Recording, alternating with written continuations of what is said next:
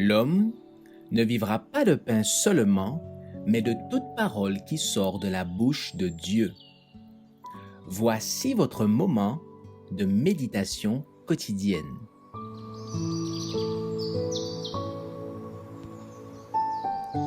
Maranatha.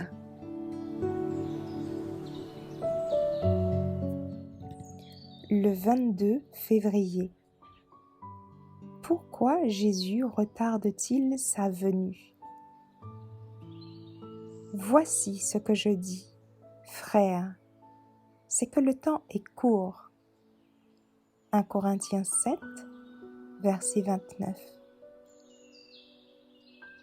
Dans les messages qu'ils adressent aux hommes, les anges de Dieu représentent le temps comme très court. C'est ainsi qu'il m'a toujours été présenté. Il est vrai que le temps a duré plus longtemps que nous l'avions pensé au début de ce message. Notre Sauveur n'est pas apparu aussitôt que nous l'avions espéré. Mais la parole du Seigneur a-t-elle failli? Jamais. Il faut se souvenir que les promesses et les menaces de Dieu sont conditionnelles. Dieu avait confié à son peuple une tâche à accomplir sur la terre. Le message du troisième ange devait être délivré.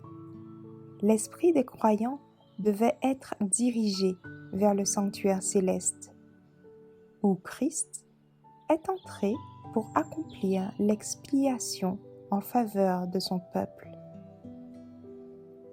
Une réforme concernant le sabbat devait s'opérer. La brèche faite dans la loi de Dieu devait être réparée. Le message doit être proclamé d'une voix forte pour avertir tous les habitants de la terre. Le peuple de Dieu doit purifier son âme en obéissant à la vérité et se préparer à se tenir sans tache devant lui au moment de sa venue.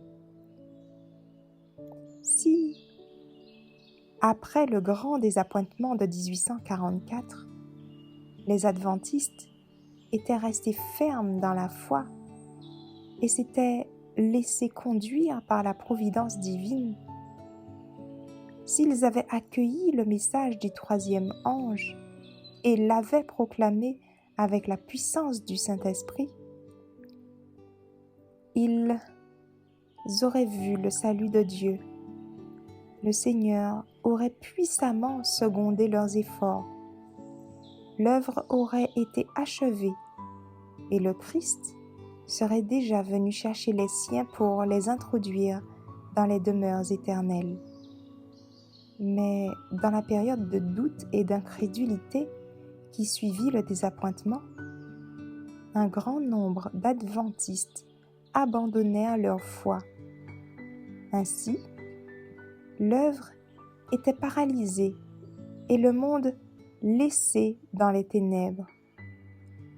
L'incrédulité, les murmures et la rébellion tinrent l'ancien Israël hors du pays de Canaan pendant 40 ans.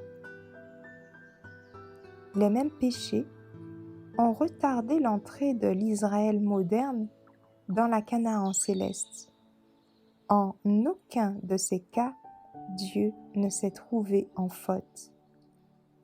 Ce sont l'incrédulité, la mondanité, le manque de consécration et la dispute parmi le peuple qui fait profession d'appartenir au Seigneur, qui nous ont retenus si longtemps dans ce monde de péché et de souffrance.